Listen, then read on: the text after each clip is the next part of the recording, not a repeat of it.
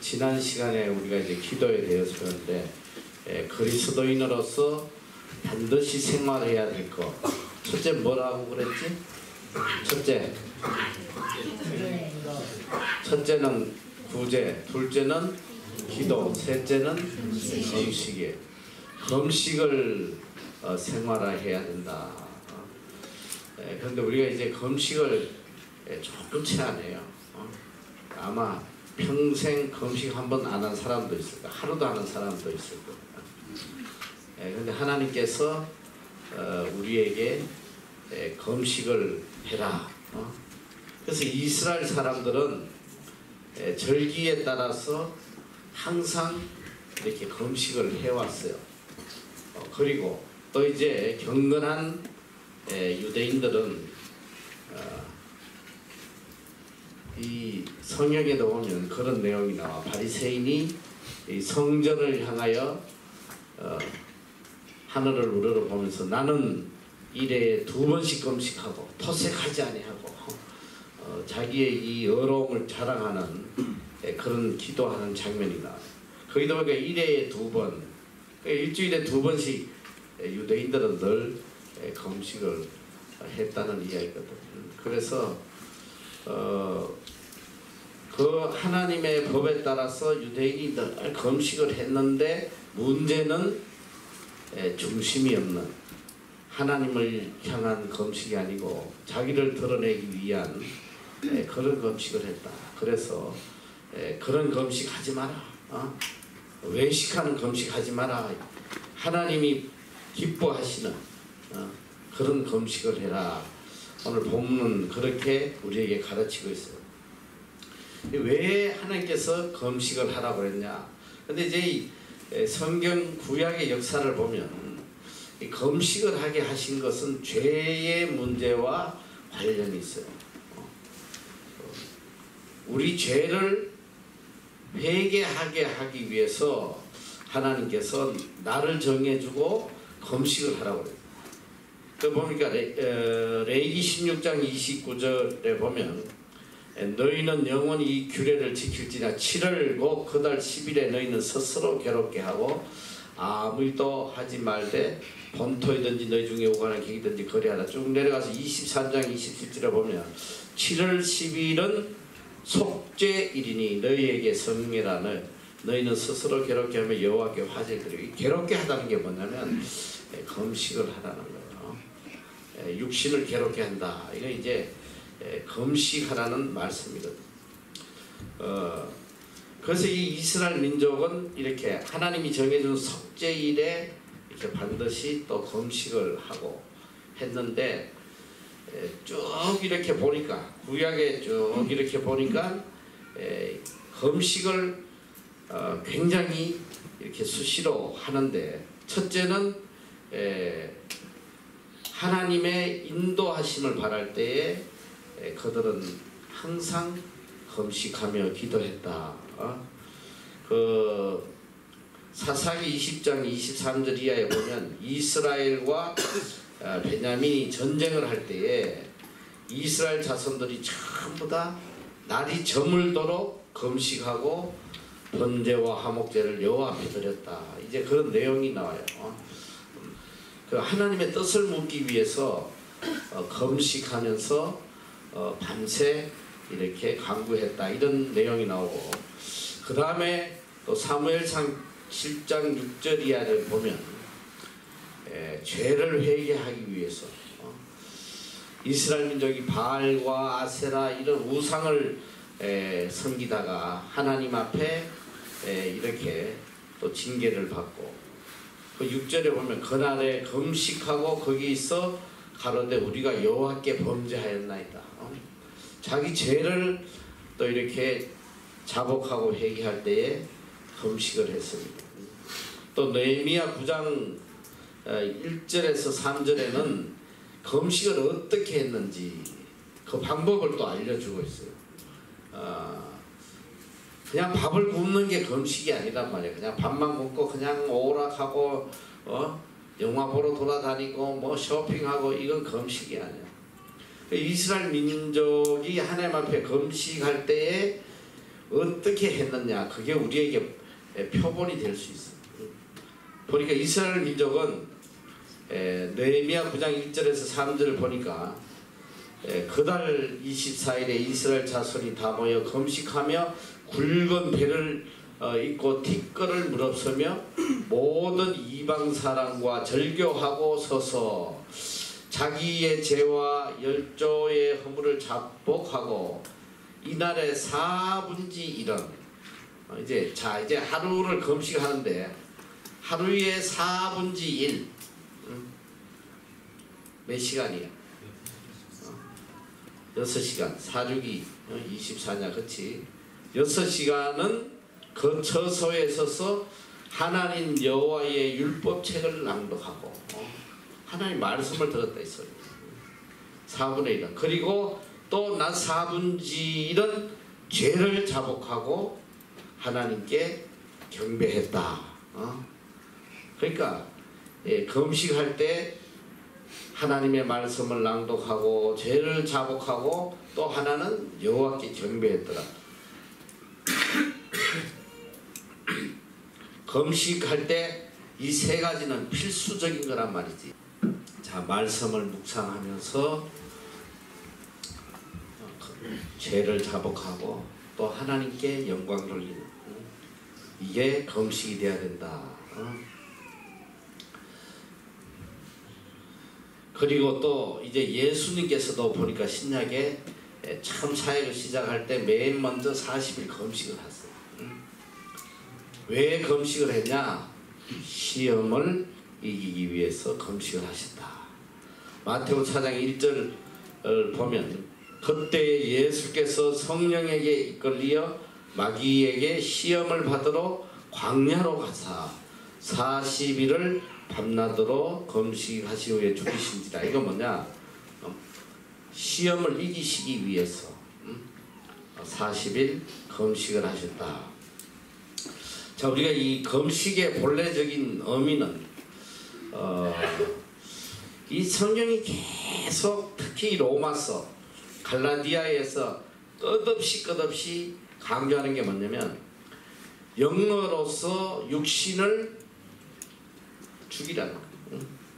영으로서 육신을 죽이라. 우리에게는 두 가지 자아가 있거든. 오늘 인간들 마음속에는 두 가지 자아가 있어요. 영적인 자아가 있고 육적인 자아가 있어요. 누가 내 주인이 돼서 나를 이끌어가는 이거 둘 중에 하나요. 둘이가 같이 이끌어가진 않아. 누가 지배하느냐. 영이 지배하면 나는 영주도적인 영적인 사람이 되는 거고, 육신이 나를 지배하면 나는 육의 사람이 되는 거예요. 육에 끌려 다니는 거예요. 근데 육신의 생각은 뭐냐? 로마서에 보면 육신의 생각은 하나님과 원수가 된다. 육신의 생각은 하나님과 원수가 되는 거예요. 육신의 생각은 뭐다? 육신의 생각은 사망이요 영의 생각은 생명과 평안이다. 이게 성경이 우리에게 가르쳐주는 것이 뭐냐면 신앙생활이 뭐냐? 일평생 신앙생활은 육신을 죽이고 영으로 살아가는 거. 이게 신앙생활. 누가 믿음이 좋은 사람이냐? 얼마나 많이 영의 지배를 받고 살아가느냐? 이게 믿음의 척도가 되는 거예요. 근데 살다 보면 육신이 강할까? 영이 강할까? 육신이 몇 프로 정도 될까? 누가 99%? 또 딴 사람아? 육신이 몇 프로 정도 될 것 같아? 90%는 굉장히 교만한 거야. 아마 99.9%가 영의 생각에 사로잡혀 있지 않나 싶어. 하나님에 붙들려 살아가는 시간은 극히 작고, 심지어 뭐 예배 시간에 앉아서 예배 드리는 중에도 육신의 생각에 가득 잡혀 있어요. 이만큼 우리는 이 육신을 죽이기가 힘든 거야. 얼마나 육신을 죽이기가 어려워. 그냥 계속 끝없이 몰려오는 육신의 생각. 이 육신의 생각은 용수철 같아요. 용수철. 항상 잠시만 놓으면 그냥 바로 되돌아가는 그만큼 강하게 육신의 생각. 그래서 성경이 뭐냐? 성경에서 우리에게 믿음 생활에 대해서 가르친 내용이 육신을 죽이라는 거예요. 육신의 생각은 뭐냐? 갈라디아서 육신의 생각에 대해서 많이 나오잖아. 음식과 탐욕과 미움과 시기와 질투와 세상을 향한 모든 마음들이 다 육신의 마음인데 이걸 죽이라는 거예요. 이걸 죽이기가 얼마나 어려워. 근데 하나님께서 이 육신의 생각을 죽일 수 있는 가장 큰 무기로 우리에게 주신 게 뭐냐면 바로 이게 금식기도예요. 금식기도만큼 육신을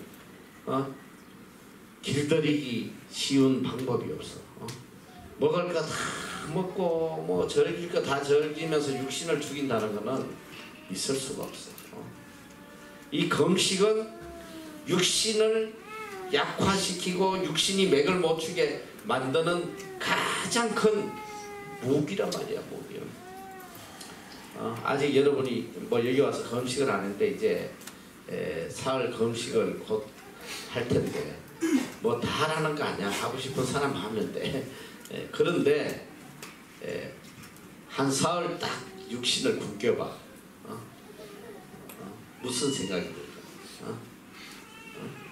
사흘 육신을 딱 굶기면 무슨 생각이 들어? 그래도 육신의 사람은 계속 먹는 생각만 해요. 사흘 내내 야 빨리 끝나고 뭐 먹어야지. 그만큼 육신의 생각이 강해. 자, 금식을 일단 딱 하면 일단은 그 세상에 그렇게 하고 싶었던 거, 가지고 싶었던 거, 그런 욕망들이 다 사라지고 그나마 육신의 생각 딱 한 가지만 남더라. 한 가지만. 빨리 먹어야 되겠다는 거.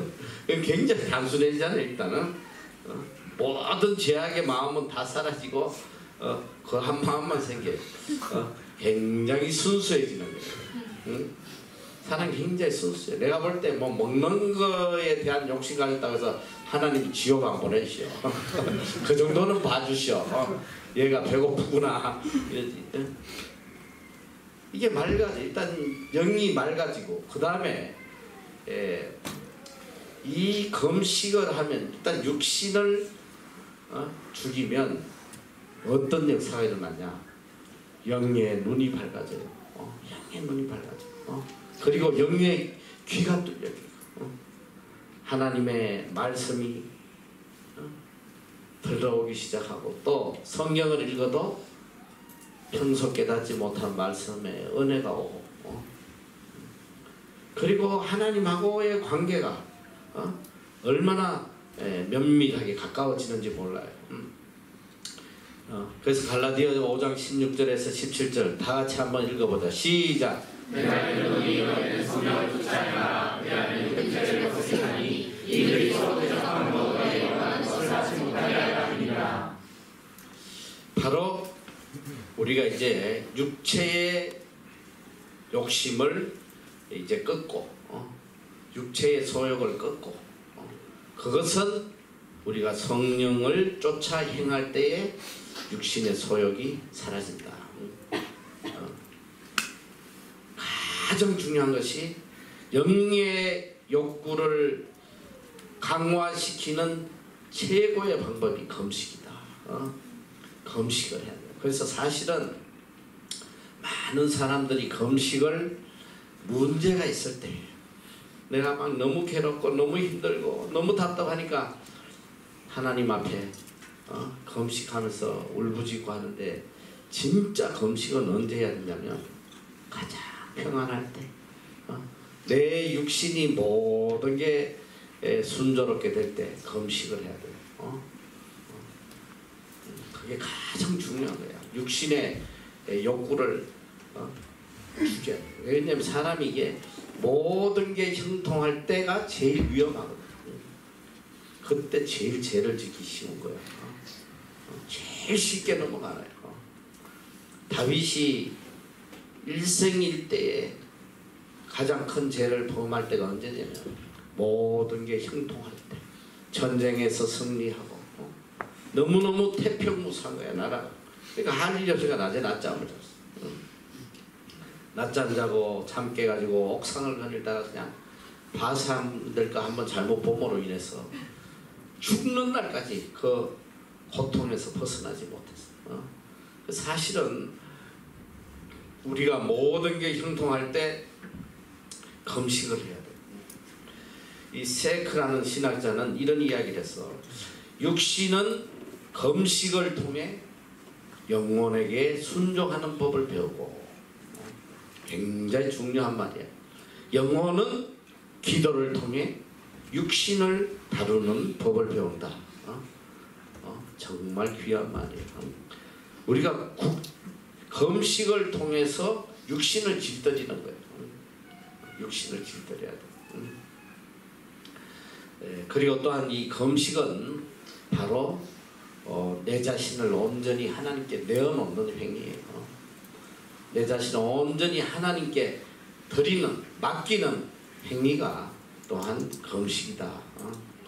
그래서 우리는 이 금식이 생활화돼야 돼. 생활화.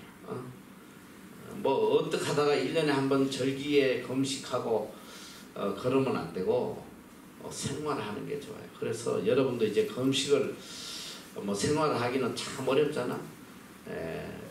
적어도 일주일에 하루라도, 지금 하고 있지, 월요일날 아침에 한 끼 이 돌아가더라도 꼭 거기 있지 말고 일주일에 첫 시간이라도 금식하는 습관을 들여야 돼. 그리고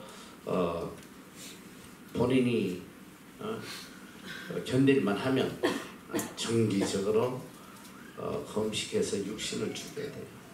육신을 다스리는 훈련을 해야 된다. 그 이사야서 58장 3절 이하에는 이 참 금식이 어떤 건지, 잘못된 금식이 어떤 건지 상세하게 기록을 하고 있어요. 시간이 많이 없어서 내가 상세하게 오늘 못하는데 일단 한번 쭉 읽어가면서 같이 내용을 잠깐 보고 넘어갈 텐데, 이러기를 우리가 금식하되 주께서 보지 아니하시면 어찌 미오며, 우리가 마음을 괴롭게 하되 주께서 알아주지 아니하시면 어찌 미니까 하니라. 이스라엘 민족이 금식을 하는데 왜 하나님이 안 알아주시냐 이렇게 이제 항의할 때에, 보라 너희가 금식하는 날에 오락을 찾아 얻으며 온갖 일을 시키는도다. 보라 너희가 금식하면서 다투며 싸우며 악한 주먹으로 치는도다. 너희의 오늘 금식하는 것은 너희 목소리로 상달케 하려 하는 것이 아니라 이것이 어찌 나의 기뻐하는 금식이 되겠느냐. 이것이 어찌 사람이 그 마음을 괴롭게 하는 날이 되겠느냐. 그 머리를 갈 때 같이 숙이고 굵은 뼈와 죄를 펴는 것을 어찌 금식이라 하겠느냐. 여호와께 연락될 날이라 하겠느냐. 자, 첫째, 이 잘못된 금식은 경건이 없는 오락하고 금식하면서 다투고 말이지. 그러니까 이게 금식하면서 뭐 게임하고 앉아있고 뭐 저기 TV 보고 뭐 희낙낙하고, 이건 금식이 아니라 이 소리예요. 그리고 또 행함은 없고 종교적 경건을 흉내내는 이런 외식적인 금식. 이게 이 성경에는 금식에 대해서 가르치시는데 무엇을 가장 강조하고 있냐면 금식한 후에 나타나는 열매를 굉장히 강조하셔. 금식을 했는데 하나도 안 먹겠어. 40을 금식했는데 사람이 더 악해졌어. 이거 어디다 써먹겠어? 금식하고 더 못해졌다 있어요. 한 사흘 금식하고 막 온 집안에 막 난리를 치고 막 이런다고 생각해봐. 배고파 죽겠다고 막 때려 부수고 빨리 음식이 오라고 그러고 막 그게 무슨 금식이냐 이 소리야. 자, 이제 경건이 없는, 중심이 없는, 통에 자복함이 없는 이런 의식적이고 형식적인 금식은 금식이 아니다. 그런 쓸데없는 짓 하지 말라는 거예요. 그래서 이제 첫째는 금식 중에 오락을 해서는 안 되고, 금식 중에 타인을 괴롭혀서도 안 되고, 금식 중에 다투며 싸워도 안 되고, 그 다음에 형식에 치우친 중심이 없는 그런 금식해서 안 된다.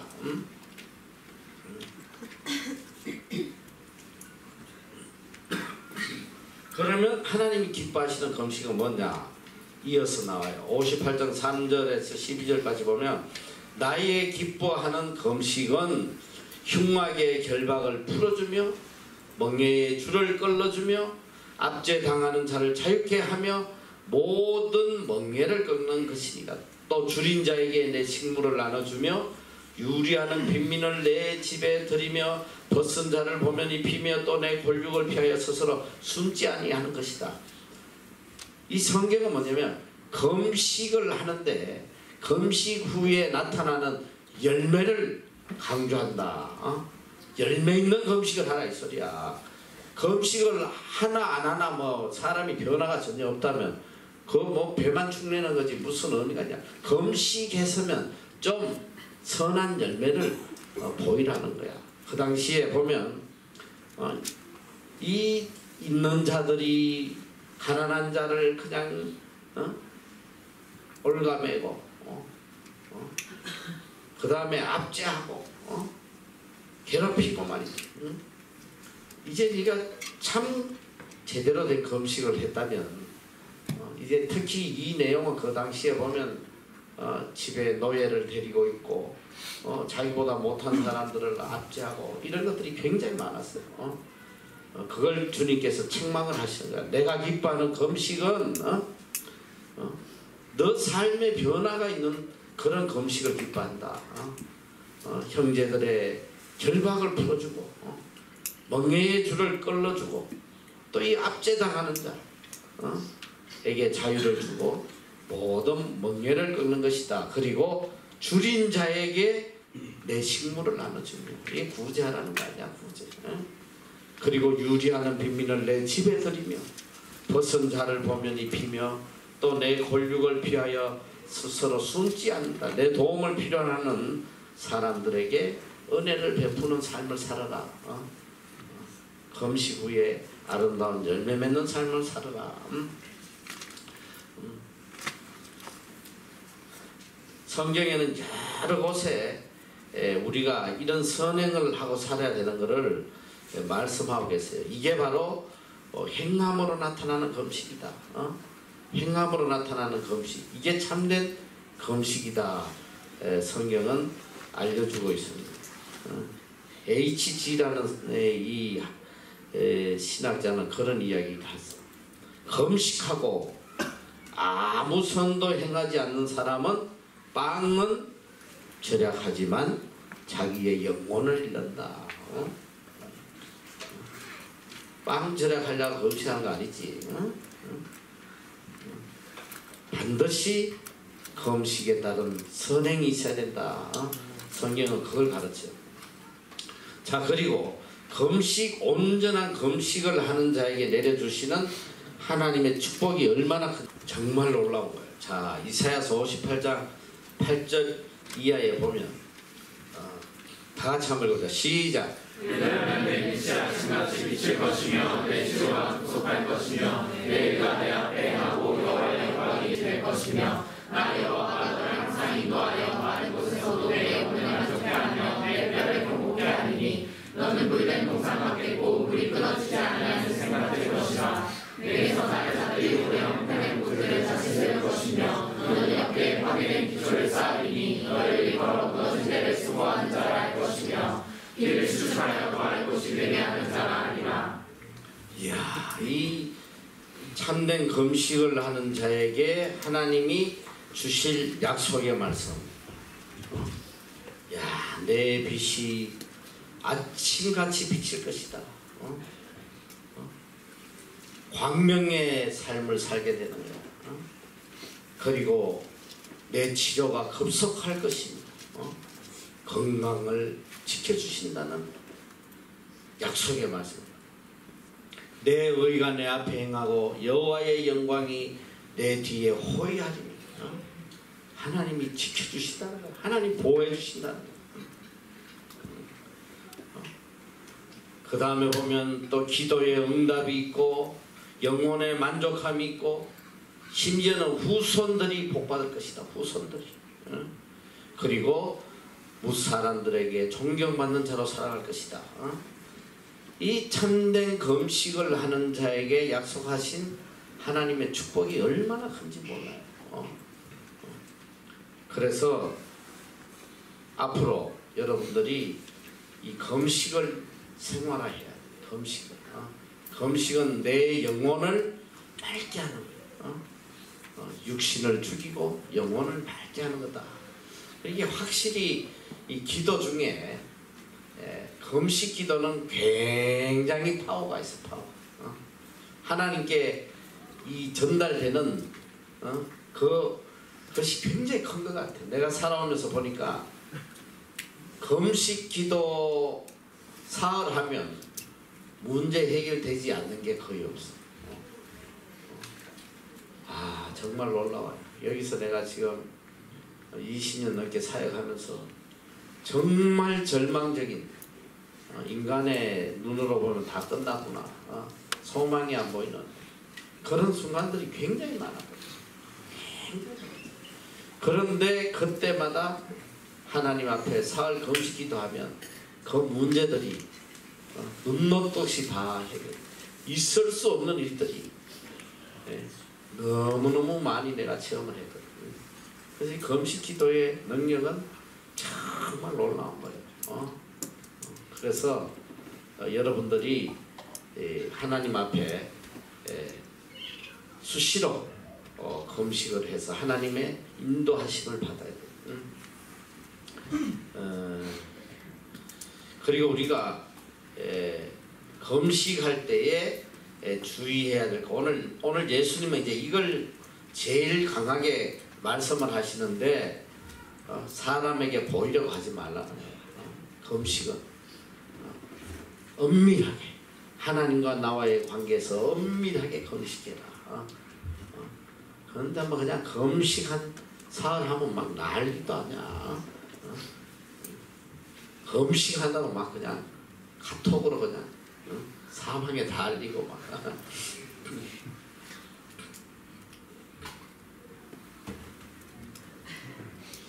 예전에 어느 한 사람이 그 명함에 이렇게 찍어서 다닌 사람이 있어요. 40일 금식 완료. 또 몇 회 완료. 그 헛고생한 거야. 헛고생했어. 너는 오늘 여기 마태 6장 17절에 너는 금식할 때에 머리에 기름을 바르고 얼굴을 씻으라. 이는 금식하는 자로 사람에게 보이지 않고 오직 은밀한 중에 계신 내 아버지께 보이게 하려 합니다. 은밀한 중에 보시는 내 아버지께서 갚으시리라. 하나님이 갚아주신다. 하나님 앞에 합당한 금식을 해라. 지난번에 작년인가 재작년인가 요 무렵이네 보니까 한국에서 이렇게 단체로 이렇게 교회에서 초등학생들 단체로 왔어. 그때 애들이 예배를 같이 드렸는데 그때 이 금식에 대한 설교를 했는데 주일날 우리 맛있게 그냥 라면하고 떡하고 막 먹고 있는데 초등학교 4학년짜리 한쪽에 앉아서 계속 성경책만 보고 있는 거예요. 그래가지고 너무 나는 놀래가지고 그때 그 학부모들이 한 2사람인가 따라와서 나는 저 녀석이 뭐 잘못해가지고 엄마한테 이제 벌 받고 있구나 생각해서 밥도 못 먹고 아이고 안 됐다 했는데 나중에 그 여자 집사님 한 분이 와서 살짝 이야기를 해요. 목사님 제가요 금식하고 있어요. 국민학교 4학년인데 금식하고 있다.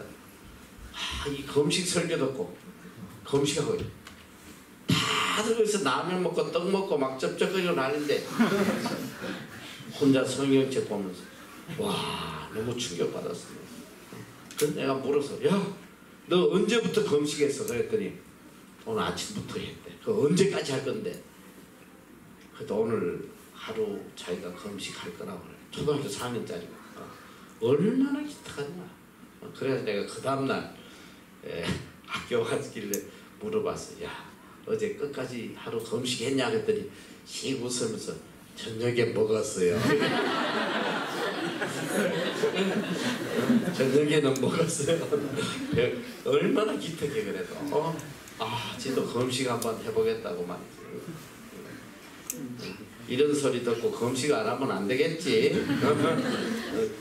그래서 우리는 항상 하나님이 기뻐하시는 금식을 해야 된다. 자기 뜻을 이루려고 때를 쓰는 그런 금식기도 이건 하나님의 마음을 더 괴롭게 하는 거예요. 근데 오늘날 대부분 금식기도가 뭐냐면 자기의 뜻을 관철하기 위해서 하나님 앞에 떼쓰거든. 이 사업 꼭 해주세요. 뭐 물질 주세요. 뭐 해가지고 특히 저 오살리 금식기도 하면 막 아주 뭐 30일 40일 막 금식하면서 어디서 그런 힘이 나온지 모르겠어. 막 뭐 자기 뜻을 막 소리소리 질러가면서 이렇게 금식하는 사람들이 많고. 금식은 하나님의 뜻을 이루는 금식 기도를 해야 된다. 그리고 하나님의 뜻을 묻는, 하나님의 뜻을 알기 위해서 하는 기도, 하나님의 또 도움을 간구하는 기도. 그래서 우리가 잘 분별해서 금식을 해야 돼요. 자, 그래서 이 6장은 여기서 끝내는데 6장 뒤에 건 내가 이미 가난은 천국의 보물을 사라는 것이고 가난은 염려하지 말라는 말씀이에요. 자, 오늘은 이 7장은 굉장히 중요한 결론적인 메시지인데 7장은 자 우리가 5장은 메시아 왕국의 새로운 기준, 천국의 새로운 기준이 뭔가 복에 대해서 어떤 것이 참 복이냐부터 시작해서 등 하나님께서 알려주셨고 또 이 6장은 이제 구원받은 천국 시민으로서 어떤 삶을 살아야 되냐 이걸 우리에게 알려주죠. 구제와 기도와 또 금식. 이 7장은 뭐냐면 바로 천국 가는 길. 우리가 어떻게 믿어야지 천국을 가느냐, 천국에 가는 길이 어디냐 결론적인 말씀을 하고 계세요. 그래서 이 7장은 아주 중요한 거예요. 그래서 7장에는 첫 번째로 나오는 게 뭐냐면 영적 분별력에 대해서 이야기하고 계세요. 영적 분별력. 우리가 이 영적 분별력이 없고 무엇이 좁은 길이고 무엇이 넓은 길이고 이것조차도 판단 못하고 가면 넓은 길로 가면 어떻게 된다고 그랬어? 넓은 길은 lead to destruction. 이 wide road leads to destruction. 이게 뭐냐면 넓은 길은 우리로 하여금 멸망으로 인도한다. 멸망. 끝나는 거예요. 나는 예수 믿는다고 열심히 믿었는데 넓은 길로 가서 멸망한다 이 소리야. 내가 가는 길이 이게 좁은 길인지 넓은 길인지 이걸 판단하려면 제일 중요한 게 뭐냐면 영적 분별력이 있어야 돼요. 지금 제일 안타까운 게 뭐냐면 일평생 신앙생활 하는데 하나님하고 원수되는 길을 가는 거. 원수되는. 너 저 봐 신천지 또 저기 통일교 또 만일성도 그 사람들도 다 하나님입니다. 어떻게 보면 여러분보다 10배 100배 더 열심히 믿는 사람들이에요.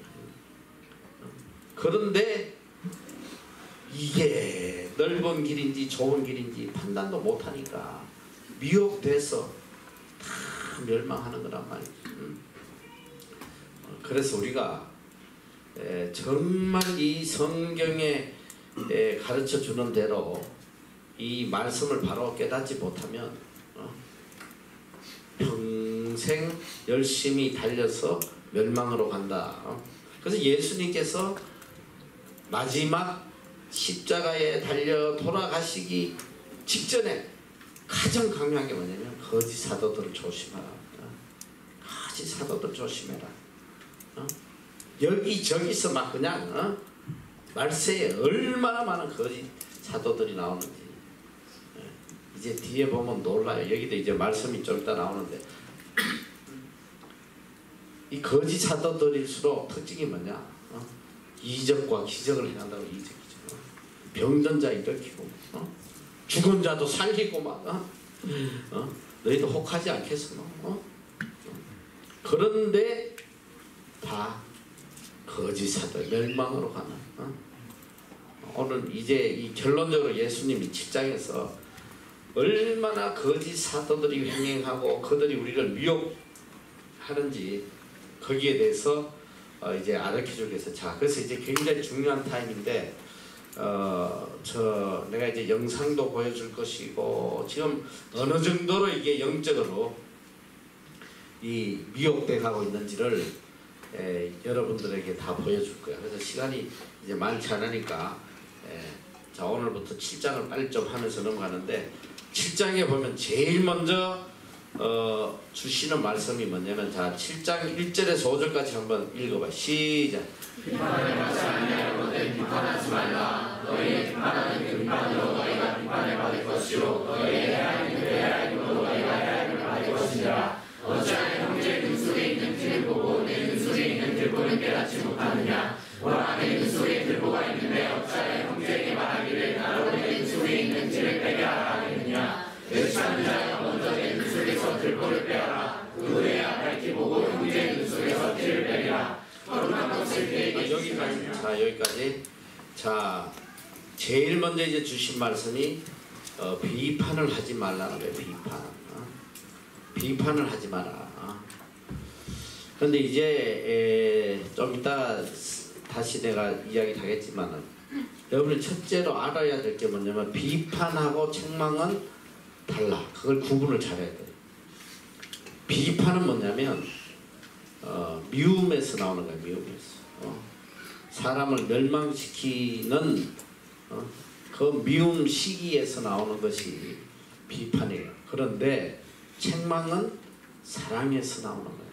그 사람을 바로 세우려는 그것이 책망이다. 그래서 성경은 우리가 책망을 하라고.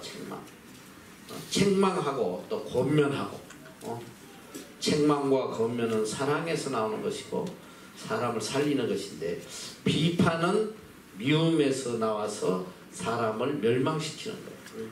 그래서 성경은 비판하지 마라. 이 다른 말로 얘기하면 판단하지 말라. 판단. 그런데 우리가 살아가면서 보면 정말 쉽게 판단을 해요. 사람은. 자, 이 사람을 비판하면 결국은 세 사람이 죽는다고. 세 사람. 첫째는 비판하는 사람을 해치고 또 그 비판을 듣는 사람도 해치고 또 비판하는 자신도 해친다. 다 죽는다는 거예요. 비판하면. 비판하고 나면 다 상처받아. 그 비판을 들은 사람 다 상처받는 거예요. 어떤 사람이 손가락으로 이렇게 비판은 자 첫째 상대를 이렇게 하면 그 상처가 내한테 3배가 돌아온다는 거예요. 3배. 그리고 위로 하나님께 대적하는 거. 이게 비판이다. 그런데 여기 보니까 비판하지 마라. 이것은 명령형의 현재 시제야. 그래서 이거는 계속 현재에도 계속 이루어진다는 거야. 계속 비판하고 있기 때문에 이 비판하지 말라는 다른 말로 죄인으로 정죄하지 말라는 거다. 사람을 함부로 정죄하지 마라. 비판받지 아니하려거든 비판하지 마라. 누구에게 우리가 비판받지 아니하려거든 이것은 하나님의 심판을 이야기하는 거예요. 하나님의 심판을 받지 아니하려거든 비판하지 마라.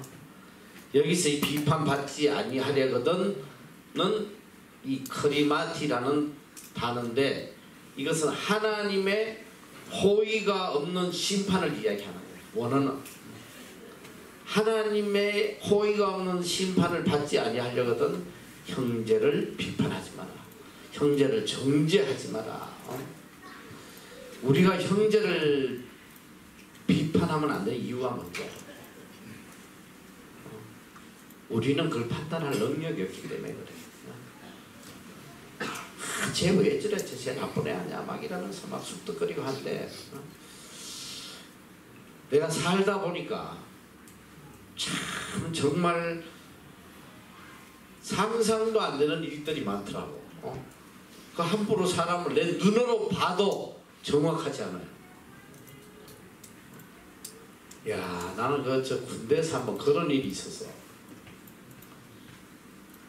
희한하게 이 차에 내가 군대에서 운전병이 있으니까 이 차를 새 차를 이렇게 군대에서 해서 높은 사람을 태워 다니는데 이게 어느 날 갑자기 문짝이 다 부서져 있는 거야.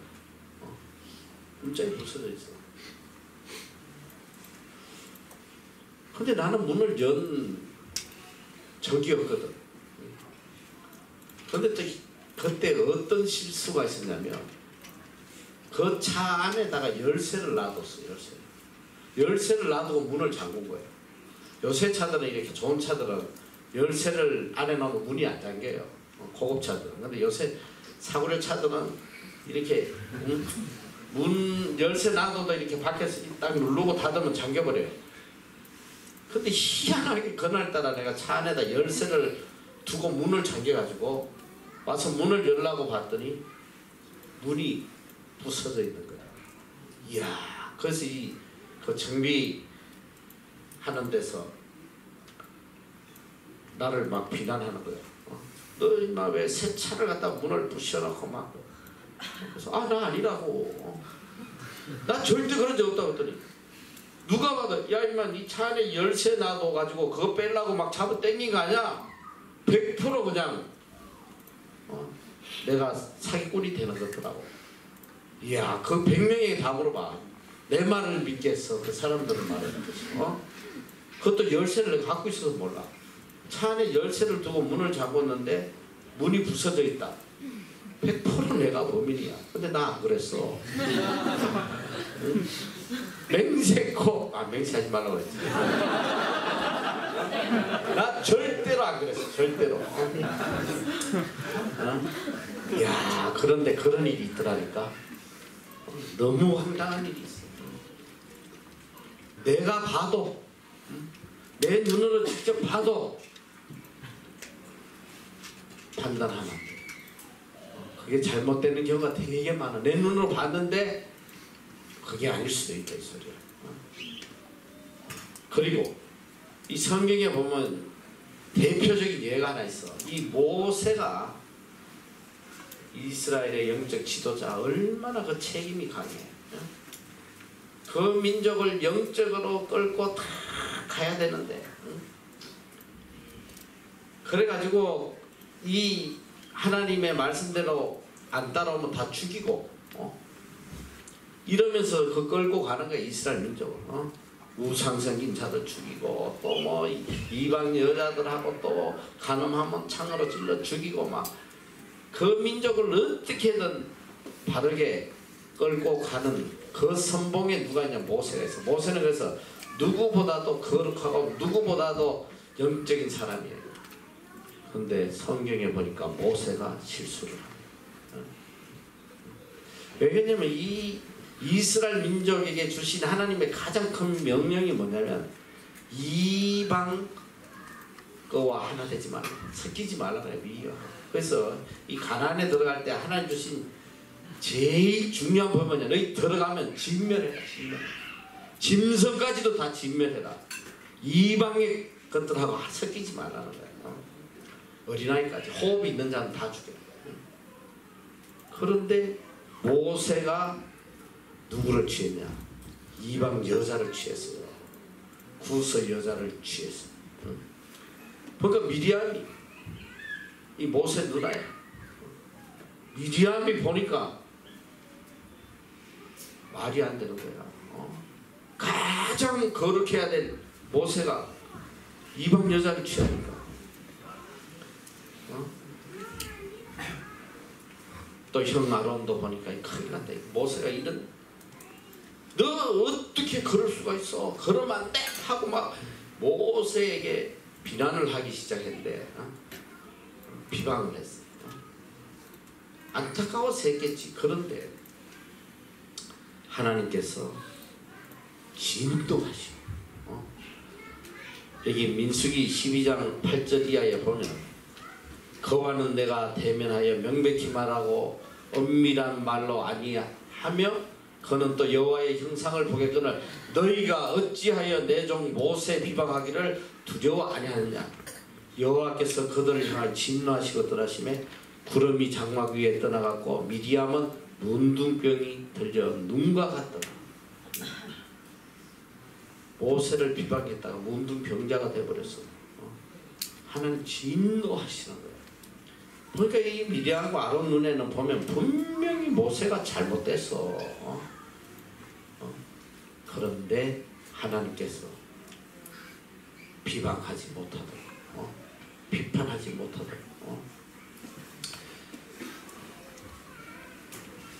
오늘 여기 2절에 보니까 너희의 비판하는 그 비판으로 너희가 비판을 받을 것이요 너희의 헤아리는 그 헤아림으로 너희가 헤아림을 받을 것이다. 비판하면 반드시 심판한다. 로마서 2장 1절에서도 3절까지 그런 말씀이죠. 다 같이 읽어요. 시작. 너희가 판단하는 사람은 또 내가 너희 정죄하리니 판단하는 내가 그 일을 행하느니라. 이런 일을 행하는 자에게 하나님의 판단이 진리대로 되는 줄 우리가 아노라. 이런 일을 행하는 자를 판단하고 같은 일을 행하는 사람아 우리가 하나님의 판단에 피할 줄로 생각하느냐.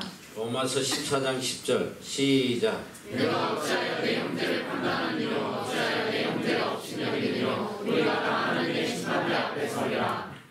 자, 비판하면 하나님의 심판대 앞에 선다. 반드시 하나님이 심판하신다고 그랬어. 그리고 야고보 4장 11절에는 11절 이하는 12절까지 보면 이렇게 돼 있어요. 형제들아 피차에 비방하지 마라. 형제를 비방하는 자나 형제를 판단하는 자는 곧 율법을 비방하고 율법을 판단하는 것이다. 내가 만일 율법을 판단하면 율법의 준행자가 아니요 재판자다. 입법자와 재판자는 오직 하나이시니 능히 구원하기도 하시며 멸하기도 하시는 너는 누구간데 이웃을 판단하느냐. 이 판단은 하나님만의 권리야. 우리가 형제를 판단하면 우리가 어떤 죄를 지냐. 하나님의 자리에 올라가는 죄를 짓는다. 아니 무엇이 옳고 그런지도 모르는 주제에 뭘 판단하냐 이 소리야. 사실 우리가 판단하고 비판하는 게 보면 다 내 주관에 의해서 하는 거야. 다 그렇잖아. 교회에서 막 치고받고 뭐 교회에서 싸우고 갈라지고 하는 거 봐. 다 자기들이 옳다고 오는 거야. 한쪽 편은 이게 옳다고 그러고 한쪽 편은 이게 옳다고 그러고 들어보면 다 맞아요. 다 일리가 있어. 다 맞아. 다 서로 옳은 거야. 근데 뭐가 옳은지 우리는 판단할 능력이 안 돼. 판단하지 말란 말이야. 특히 보면 이 판단은 어디에서 기인하냐면 교만에서 나와. 교만해가지고. 그래서 여러분들이 이제 앞으로 교회 생활하면서도 정말 조심해야 되는 게 교회 안에서 싸움박질 하는 거지. 한국 교회가 그런 교회가 얼마나 많아. 그런데 자기는 나름대로 정의감이야. 내가 하나님의 뜻을 이룬다고 막 생명 걸고 하는데 그게 결국은 누가 죽냐? 지가 죽는 거야. 지가 죽어. 하나님 외에는 어느 누구도 판단할 수 없다. 그래서 비판하는 거, 그게 우리 속성에 이게 너무 뿌리 박혀 있어. 입만 열면 그냥 나도 모르게 막 비판하고 판단하고 이런 것들이 끝도 없이 나온다 이 소리야. 자, 이어서 이제 하시는 말씀이야. 어찌하여 형제의 눈 속에 티는 보고 내 눈 속에 있는 들보는 깨닫지 못하냐. 보라, 내 눈 속에 들보가 있는데 어찌하여 형제에게 말하기를 나로 내 눈 속에 있는 티를 빼게 하라 하겠느냐. 외식하는 자여 먼저 내 눈 속에 들보를 빼어라. 그 후에야 밝히 보고 형제의 눈 속에서 티를 빼리라. 티가 뭐야, 티? 보이지도 않는 거야, 그냥. 너희들 가끔 막 바람이 휙 불다 보면 먼지 올라가지고 눈에 들어가서 막 따가운데 찾을래야 찾을 수가 없어.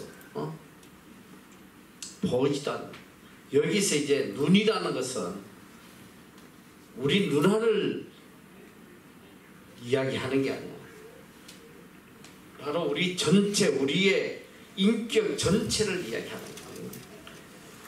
한 사람의 영혼과 전 인격을 마음의 눈으로 비유해서 말씀하신 것인데, 자, 여기 티는 뭐냐? 너무나 작은 티끌 같은 보이지도 않는 이런 허물을 이야기하는데, 내 눈에는 뭐가 있냐? 들보. 이 들보는 뭐냐면 이 헬라어로 토코스라는 단어인데 이건 이런 뜻이야. 하나님의 진리를 거스릴 만큼 큰 허물이야. 이 진리를 대적할 만큼 큰 허물을 갖다가 들보라고 그러는 거야. 진리를 거스리는. 그러니까 이게 진리를 거스릴 정도로 내 마음이 엉망이 돼 있는 사람이 무슨 그 입에서 바른 말이 나오고 진리가 나오고 하겠어. 그러니까 오늘 성경은 너 눈에 들보가 있는데 형제의 티를 논할 때가 아니라 이 소리야. 무엇이 옳고 그런지 판단할 능력도 안 되는데 왜 형제의 잘못을 가지고 이야기하냐. 니는 훨씬 더 많은 진리를 거스릴 만큼 악한 잘못들로 가득 차 있는데. 응? 그런데 보면 또 이제 다르게 이야기하면 왜 형제의 눈에 티를 비판하느냐. 그 이유가 뭔지 알아? 비판한 이유가 뭐 같아? 눈에 들보가 있어. 눈에 들보. 내 눈에 들보가 있으니까 무엇이 옳고 그런지 판단을 못하니까 지 눈에 안 들면 다 비판하는 거예요. 잘못됐다고. 그래서 성경은 뭐냐면 첫째, 네가 할 일이 뭐냐면 내 눈에 대들보를 빼라. 들보를 빼라. 눈에 들보를 빼는 게 제일 우선이다. 내 시야를 가로막고 있는, 내 마음을 가로막고 있는, 진리를 받아들이지 못하는 이 거짓된 나를 지배하는 것들을 바로 빼내지 않으면 절대로 진리를 깨달을 수 없는 거예요. 바로 이게 뭐냐? 들보는 영적 교만과 더러움이란 말이에요. 내 마음속에 있는 죄악, 교만, 더러움, 이걸 회개하고 정결하게 되지 않고는 형제의 허물을 판단할 수 없는 거야. 바로 볼 수가 없다 이 소리. 그래서 우리는 먼저 들보를 빼고 나서 형제의 티를 보고 권면하고 고쳐줘야 된다. 빼줘야 된다. 그래서 이 골로새서 3장 16절에 보면, 자, 우리는 비판하는 자가 되어서는 안 되고 권면하는 삶을 살아야 된다. 다 같이 한번 읽어보죠. 시작. 그리스도의 말씀이 너희 속에 풍성히 거하여 모든 지혜로 피차 가르치며 권면하고 시와 찬미와 신령한 노래를 부르며 마음에 감사함으로 하나님을 찬양하고. 자, 우리가 피차 가르치며 권면하는 삶을 살아야 되는데, 그렇게 되려면 전제 조건이 뭐냐면 그리스도의 말씀이 너희 속에 풍성히 거해야 된다. 하나님의 진리의 말씀으로 풍성할 때에 우리가 가르치며 권면해서 형제를 바른 길로 인도할 수 있다. 데살로니가전서 2장 11절 다 같이 시작. 너희도 하나님과 같이 우리가 너희 각 사람에게 아비가 자기 자녀에게 하듯 권면하고 위로하고 경계하노니. 자, 각 사람에게 권면을 하는데 누구처럼 해라? 아비가 자녀에게 하듯. 이건 뭐냐? 아버지가 자녀에게 할 때는 with love, 사랑이 있단 말이야. 사랑으로 그들을 권면하는 거예요. 그래서 그리스도인들은 언제나 사랑으로 권면해야 된다. 권면. 비판하면 안 돼. 형제의 눈에 티가 보이면 그걸 먼저 내 자신을 돌아보고 그 다음에 사랑으로 권면하는 거. 비판은 미움에서 나오는 거다. 결국은 나도 죽고 너도 죽고 다 죽는다. 절대로 비판하면 안 된다.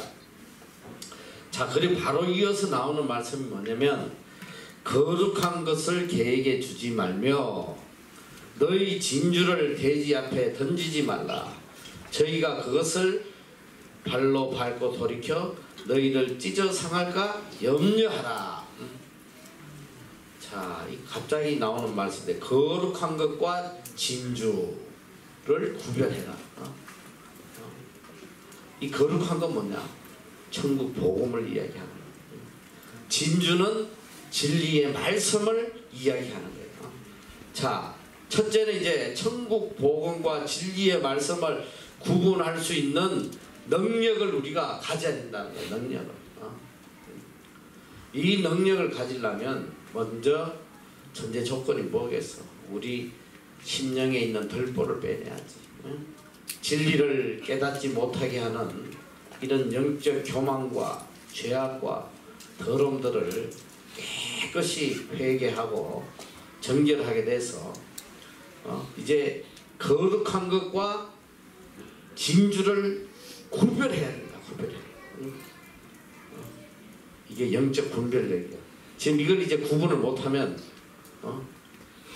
이제 멸망하는 거지. 자, 여기 보니까 거룩한 것을 개에게 주지 마라. 이 개가 뭘 상징하냐? 뭐 거룩한 것, 천국 복음을 뭘 개에게 주겠어? 여기 개는 바로 성경에는 이 개를 굉장히 천박한 동물로 상징을 하고 있어요. 그래서 우리나라도 참 신기하잖아. 그렇지? 성경이 아닌데도 대한민국에서도 개를 어떻게 생각해? 개에 대해서 요새는 뭐 개를 막 가족 애완견 해가지고 막 쭉쭉 빨고 난리인데, 이 대체적으로 우리 통념상 개자가 붙으면 아주 저질이야. 그만큼 이 개는 천박하고 더러운 걸 대표하는 거야.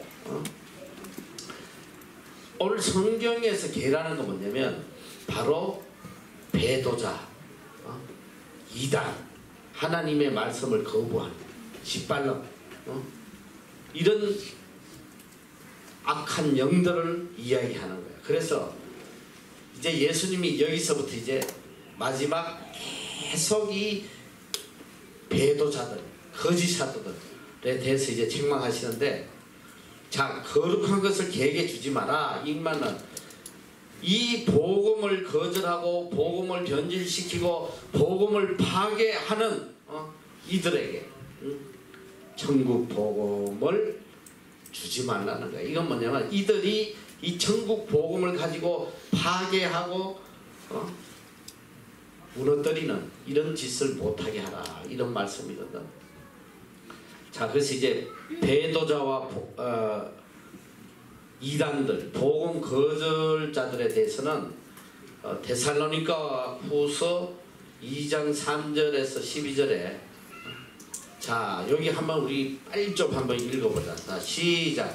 누가 그렇게 하여도 내가 미혹하지 말라. 먼저 배도하는 일이 있고 서로 갈 사람 보려면 우리가 하나님 전에 이르지 아니하니 저는 대적하는 자라 목사에 크는 하나님이나 수비하는 하는 자 위에 뛰어난 자손하며 하나님의 선자의 자를 보려 하느니라. 내가 너희와 함께 있을 때에 이를 너희에게 말한 것을 기억하지 못하느냐. 저로 하여금 저에게 나타나게 하여 얻는 것을 지고 너희가 하나니 그로의 비밀이 이해하고 하였으나 지금 한 자가 있어 그 중에서 우리에게까지 하니라. 그때 불법한 자가 나타나니 주의 집에서 그의 이름을 등으로 저주를 주시고 강림하여 전하시고 배하시리라. 악한 자의 마음은 사단의 역사를 따라 모든 능력과 표적과 거짓 미덕과 우리의 모든 속임으로 멸망하는 자들에게 이 말이니 이는 저희가 진리의 사랑을 받지 아니하여 구원을 얻지 못하니라. 이러므로 하나님이 유혹을 저희가 우리의 역사하게 하사 거짓 것을 믿게 하심은 진리를 믿지 않고 우리를 좋아하는 모든 자로 심판을 받게 하려 하심이니라. 자 여기까지. 여기 보면 이제 배도하는 일이 있을 것이다. 배도자가 있을 것이다. 그런데 이들의 특징이 뭐냐면 사단의 역사를 따라 모든 능력과 표적과 거짓 기적과 표적 기적 놀라운 기적들을 통해서 사람을 미혹하는 거예요.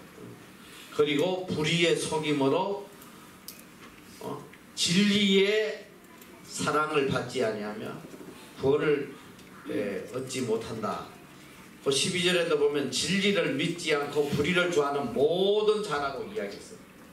이게 뭐냐면 배도하는 자, 거짓된 이단들, 이게 진리를 배척하는 거예요.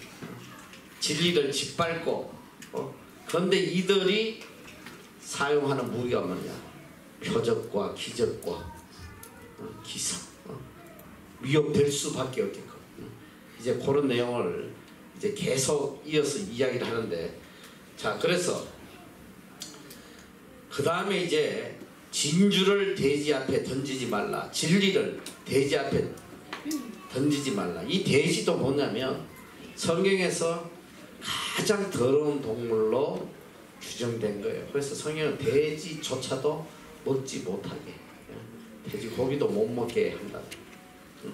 돼지는 거짓 사도를 상징하고 있습니다. 성경에서 돼지는 거짓 사도를 상징한다.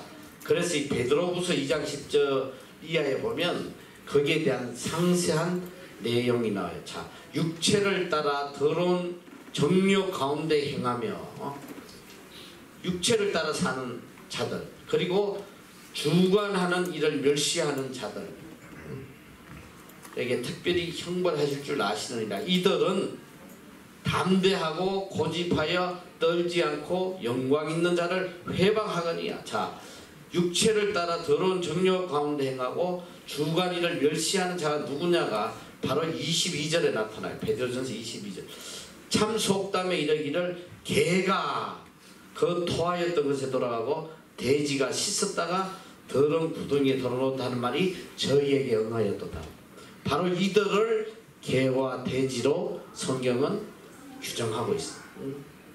육체를 따라 더러운 정욕 가운데 행하고 또 하나는 하나님을 멸시한 진리를 멸시한 이걸 성경은 이제 개와 돼지로 비교하고 있는데 결국은 이건 뭐냐? 개나 돼지는 진리를 무시하고 고의적으로 믿는 자들을 찢고 상하게 하고 파괴하고 하나님과 멀게 하는 배교자, 이단들, 거짓 사도들, 이걸 이제 통틀어서 이야기하는 거예요. 자, 그래서 주님께서는 영적 분별력을 가지고 참 진리를 구별해서 진리가 훼손되지 않도록 살아야 된다. 참 분별력 가지고 살아야 된다.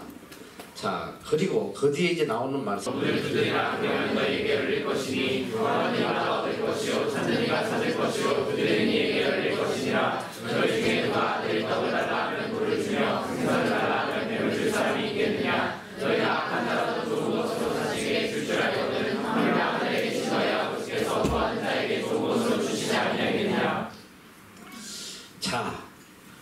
오늘 이 말씀은 여러분들이 너무 잘 알고 있는 말씀이고 또 이 말씀만큼 사람을 미혹시키는 말씀이 없어요.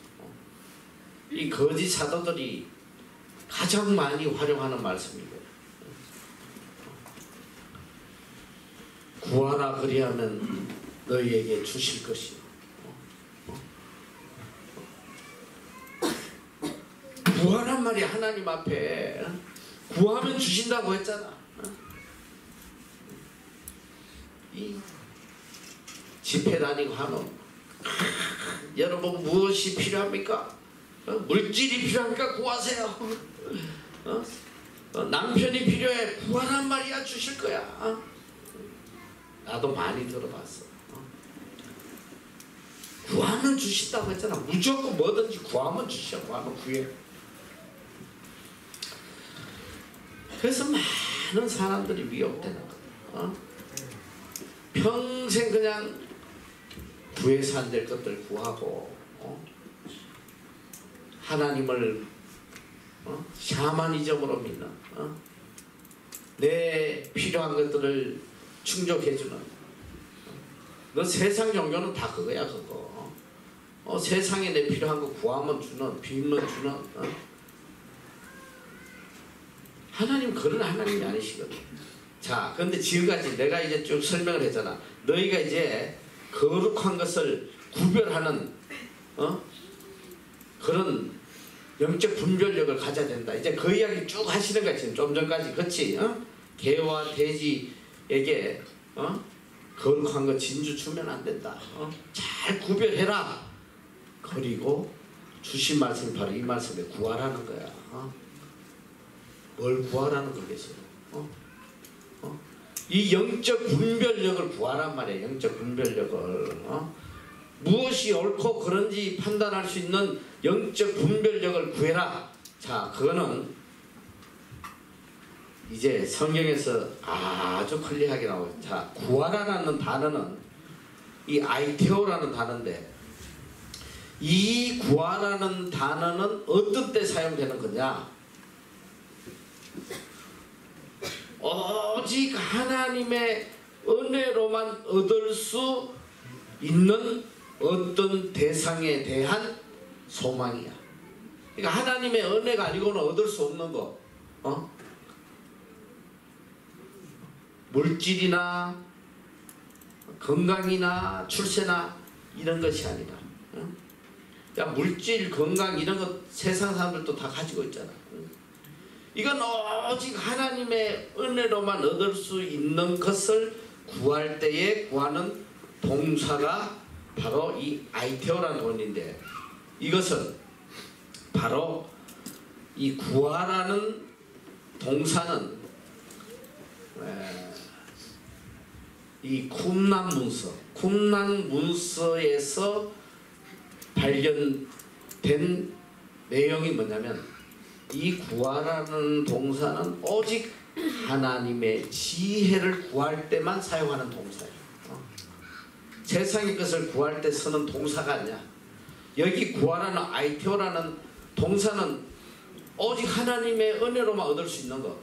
특별히 하나님의 지혜를 구할 때만 사용하는 동사가 바로 이 구하라는 동사예요. 그런데 이 구하라는 동사는 세상의 물질이나 성공이나 이런 걸 구할 때 쓰는 동사가 아니라 이 소리야. 자, 이제 이 말씀이 왜 맞는지 안 맞는지를 이제 보여줄 거야. 자, 그리고 이제 그 다음에 찾으라, 제테오. 이것은 우리의 행동화된 강구를 이야기하는 거야.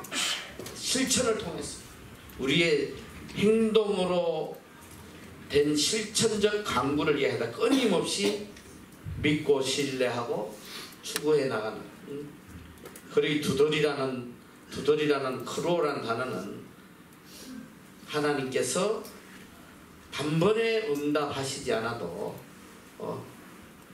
끝없이 기다리는 하나님의 때를 기다리는 그걸 이야기하고 있는데, 자, 이 구하라 찾으라 두드리라는 것은 이 세상의 현세적인 것, 이 땅의 것을 구하라는 내용이 아니고 바로 영적인 것의 강구, 특별히 영적 분별력에 대한 강구. 내가 이 세상 살아가면서 무엇이 진리고 무엇이 거짓이고 무엇이 잘못됐는지 이걸 구별할 수 있는 영적 분별력, 하나님의 지혜와 능력을 달라고 구하라는 말씀인데, 그게 어디에 나오냐? 참 놀랍게도 여기 보면 이런 말씀입니다. 자, 두드리는 에게 열릴 것이라. 너희 중에 누가 아들이 떡을 달라 하면 돌을 주며 생선을 달라 하면 뱀을 줄 사람이 있겠느냐? 너희가 악한 자라도 좋은 것으로 자식에게 줄 줄 알거든 하물며 하늘에 계신 너희 아버지께서 구하는 자에게 좋은 것으로 주시 않겠느냐? 하나님 뭘로 주신다? 아니 세상의 부모도 말이지 자식이 구하면 좋은 거 주는데 하늘에 계신 너희 아버지께서 좋은 거 주시지 않겠어? 구하란 말이야. 하나님께. 그럼 좋은 거 주셔. 차도 좋은 차 구해. 좋은 차. 똥차 구하지 말고 뭐든지 좋은 걸 구하란 말이야. 하나님 좋은 거 주시다. 집도 말이지 학고방 같은 거 구하지 말고 좀 좋은 맨션 같은 거 막 좋은 집들 좀 구해봐. 주실 줄 믿어야지 믿음대로 되는데. 할렐루야. 너희들 이런데 아멘 하면 지옥 가는 거야. 아니 이게 일반적인 이런 설교를 한다 이 소리야. 하나님이 좋은 거 주신다고 했는데 왜 안 구하냐고. 왜 구하면 주신다고 구하세요. 할렐루야 막 난리 터지지. 자, 이 좋은 게 뭐냐? 이 좋은 게 뭔지를 성경은 분명히 알려주고 있어요. 이 똑같은 말씀이 어디에 나오냐? 누가복음 11장 13절. 이야, 이거 정말 놀라운 말씀이에요. 누가복음 11장 13절. 자, 이 똑같은 말씀이 누가복음에도 나와. 잘 들어. 누가복음 11장 13절. 너희가 악할지라도 좋은 것을 자식에게 줄 줄 알거든. 무엇을 자식에게 줄 줄 알아? 좋은 거. 하물며 너희 천부께서 구하는 자에게, 마태복음은 뭘 주신다? 좋은 거. 자, 이 누가복음 뭐라고 했냐? 너희 천부께서 구하는 자에게 성령을 주시지 않겠느냐 하시니라. 할렐루야. 이 좋은 게 뭐야? 성령이란 말이야. 성령. 분명히 말씀하고 계시잖아. 누가 이걸 세상의 것들을 구하라고 그랬어? 누가? 성경은 좋은 것을 성령이라고 했어요. 우리가 성령을 받으면 그 속에 하나님의 지혜와 능력이 있고 영적인 것을 다 분별하는 이 거짓된 것, 돼지, 개들, 일단 돼지와 개를 분별해야 돼. 그리고 이 거룩한 것들을 그렇게 짓밟히게 하면 안 된다 이 소리야. 그래서 오늘 여러분들이 잘 알아야 돼. 이 성경은 모든 초점이 영원한 것이고 영적인 것이야. 예수님이 우리에게 가르치시는 이 모든 성경의 궁극적인 목적은 천국이거든. 영원한 것이에요.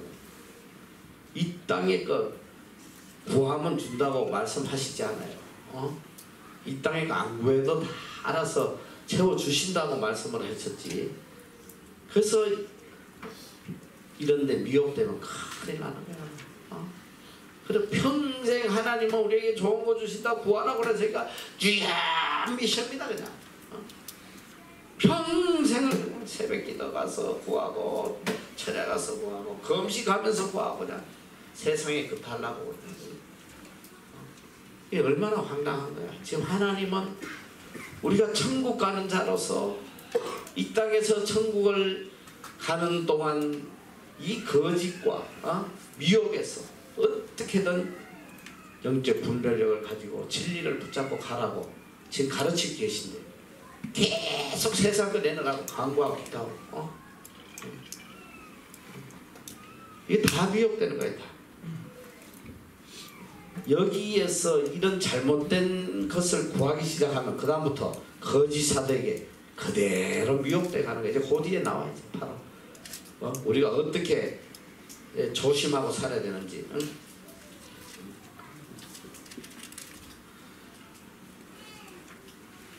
자, 한번 다시 읽어보세요. 시작. 너희가 할지라도 좋은 것을 자식에게 줄 줄 알거든 너희 천국에서 구하는 자에게 성령을 주시지 않느냐 하시니라. 그래 안 그래? 똑같은 말씀이죠. 그 좋은 것이 무엇인지를 성경이 우리에게 가르쳐주고 계시단 말이에요. 자, 그래서 지금 이 7장에서는 예수님께서 우리에게 영적 분별, 어떻게 진리를 깨닫고 이 진리를 붙잡고 좁은 길로 가는가. 진리는 뭐냐? 좁은 길로 가는 이 안내, 안내 책자나 같은 거 아니야? 이 안내처 뭐야 요새 이거 내비게이션. 진리는 천국으로 우리를 인도하는 내비게이션이고. 그래서 이걸 잘못 판단해서 미혹받으면 끝나는 거예요. 끝난단 말이에요. 그래서 우리가 얼마나 이 말씀에 예민하게 깨어 있어야 되는지 몰라요. 이 말씀을 바로 구분하지 못하면 평생 신앙생활 하면서도 넓은 길로 가다가 멸망하는 거예요. 이제 다음 시간에는 이제 거짓 사도를 구분하는 방법, 이 4가지 예를 통해 가지고 거짓 사도를 분별하고 천국 가는 길이 어떤 길인지를 이제 결론적으로 예수님 말씀하시는데, 이제 다음 시간에 이제 너무나 중요한 내용들을 우리가 배울 거예요. 그리고 지금 이 전 세계의 영적 흐름이 어떻게 흘러가고 있는지, 거대한 영적 쓰나미, 그러니까 전 세계 기독교인들이 휩쓸려서 넘어가는 그 속에 거짓 악령들이 어떤 역할을 하고 있는지 정말 충격도 그런 충격이 없어요. 우리가 한때는 다 이게 영적 운동이라고 스피리추얼 무브먼트라고 해가지고 전 세계인들이 휩쓸렸는데 그 안에 어떤 악령의 역사가 있는지 이제 다음 시간에 우리가 배우도록 합니다. 그래서 여러분이 항상 하나님 앞에 간구해야 돼. 구하란 말이야. 구해. 하나님의 지혜를 구하고 진리를 구별할 수 있는 성령을 구하고 항상 구해야 된다. 그래야지만 우리가 미혹되지 않는다. 기도하겠습니다.